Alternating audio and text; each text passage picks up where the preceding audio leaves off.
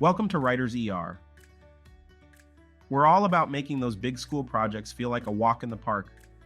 Today we're talking about something super important for your PhD journey, building a strong research network. If you're dreaming of acing your dissertation and working on cool projects with other smart folks, this video is your treasure map. Let's dive into the 3 key steps to build a research circle that doesn't just back you up, but boosts your success. Step 1. Spotting the big fish in your pond. The first step to a strong research circle is figuring out who the big fish are in your field. These are the experts whose work gets you excited. Think of the authors you always quote, the people who wow you at conferences, or the professors whose talks blow your mind.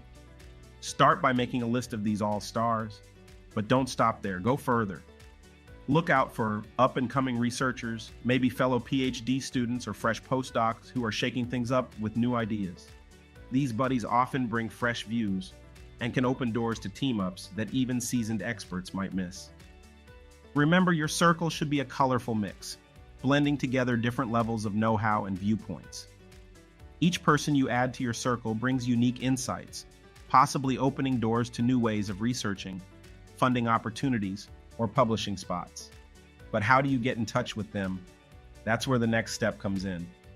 Step 2, chatting with your circle. Now that you have your list, it's time to chat. Start by going to conferences, workshops, and talks where these folks might be hanging out. But don't just be another face. Ask questions during Q&A sessions. Join in discussions. And if you get the chance, introduce yourself and your research. But here's a top tip. Chatting doesn't always have to be face-to-face. Social media platforms like LinkedIn, ResearchGate, and Twitter are great for connecting with smart folks worldwide. Follow their work, join in discussions, and share your own research news. Chatting isn't just about talking, it's about listening and learning. When you approach these chats with real curiosity and respect for their work, you lay the groundwork for meaningful two-way relationships. Remember, the goal is not just to expand your circle, but to deepen these connections over time. If you found this video helpful, don't forget to like, share, and subscribe for more insights and tips on dissertation and thesis research. Step 3, teaming up and chipping in. Teaming up is the top prize of network building. Once you've made connections, look for chances to team up. This could be writing a paper together, working on a research project, or even putting together a panel discussion at a conference. Teaming up is a two-way street. It's crucial to chip in your skills and knowledge while also learning from others. But here's the most exciting part. Team-ups often lead to new research ideas and projects. They can spark your next big eureka moment. And as you team up, your circle naturally grows, bringing more chances for learning and growth. To wrap up, building a strong research circle is a lively and ongoing process. It's about spotting the big fish, chatting with them genuinely, and teaming up to contribute to your field.